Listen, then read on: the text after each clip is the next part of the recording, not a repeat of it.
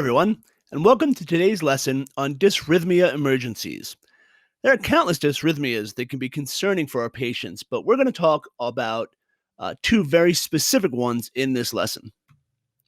So, just because the heart beats a little slow or a little fast doesn't necessarily mean it's an emergency. Just look at anybody who exercises. People regularly try to get their heart rate between 150 to 180 on purpose. It's when those heart rates are accompanied by certain symptoms that it then constitutes an emergency, and now we got to intervene. So we know bradycardia is a slow heart rate, right? We all know that. Well, with symptomatic bradycardia, the heart rate slows to a point where it really can't pump effectively, and we wind up getting a lower cardiac output, right? So in supraventricular tachycardia, or SVT, the heart rate's fast, like super fast, like over 200 fast. And when the heart rate gets that out of control, we wind up getting decreased coronary perfusion and a decreased filling time because basically the muscle can't expand in time to fill. If we have the heart and you got your four chambers, the left ventricle can't expand enough to fill and then pump the blood out. And I apologize, that is the worst diagram of a heart you'll ever see. Anyway, because of that, we also get decreased stroke volume, basically because we're not filling and then we're not pumping enough. And again, all of this winds up leading to decreased cardiac output. So with symptomatic bradycardia, we obviously need, a slow heart rate, like below 40 or so, 60, 40. We need that bradycardia. These patients, they're going to have chest pain because of the decreased coronary perfusion.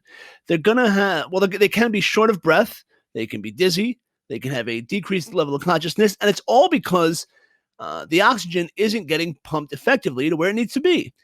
If your patient's showing brady on the monitor and they're showing any of these symptoms, it should send up some red flags for you.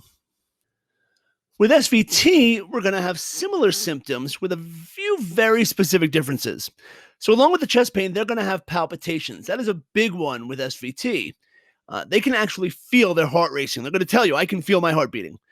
They're also going to be short of breath, but they might also be sweating a lot, right? This is partially due to the poor perfusion from the fact that the heart can't get the blood out, but it's probably also due to the inevitable anxiety they're feeling from the knowledge that, their heart is literally racing.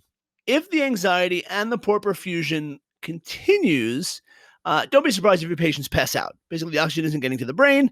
They're going to pass out. Now, I think it goes without saying that the best diagnostic tool for either of these situations is our 12 lead. So for Brady or TAC, get an EKG, please. So now we got to treat them, right? So with our bradycardic patients, we want to speed things up. Too slow, get it faster. So get that IV access, get a 12 lead. We might have to prepare the patient for transcutaneous pacing, and we're going to get some meds ready. We want to speed things up, so we're going to turn to epinephrine, atropine, and dopamine, all IV. No oral meds here, guys. Now, on the other side of things, with SVT, we want to slow things down. And usually the first thing we try is what's called the vagal maneuver. And why? Well, it's non-invasive, and it doesn't cost anything to do. Basically, in a nutshell, have the patient bear down like they're straining to have a bowel movement. This can actually trigger the vagus nerve, which can reset the heart rate. Now, I know some of you have heard of a bucket of ice or something like that. And yes, that cold shock can have the same effect on the vagus nerve. But please, don't go running to the ice machine if your patient goes into SVT. There are really other less messy things we can do. When it comes to meds, if the heart rate is regular, we're going to hit them with a dose or two of adenosine. And I use the word hit specifically because when you see this used, it's literally like a smack to the face of the heart, if that makes sense. If you watch the monitor, you can actually see the heart stop and restart. Now, if you see this being done in your ED, make sure you look at the EKG tracing afterwards, guys. It's pretty wild. If the heart rate is irregular, we're going to try things like diltiazem or beta blockers. And then we might go to synchronized cardioversion if they become hemodynamically unstable. Now, I will caution you guys, if you're going to shock a conscious human being, please make sure they have some sedatives on board because this hurts like a mother. So remember, guys, we need some sound clinical judgment with these patients. Just looking at the monitor is not going to diagnose them. You need to assess your whole patient. Now, to that end, you need to know what you're looking at. Is it SVT? Is it VTAC? And with either of these situations, of course, perfusion is our primary concern, both to the coronary vessels as well as the rest of the body. A few key points. We need to know if the heart rate is too fast or too slow and why. Did the patient just run a race? And why is he tacky, or is it something more? So once we suspect there's an issue, we've got to fix it. We need to know the proper treatments. And to that end, please do not confuse your medications that you're giving for your specific condition.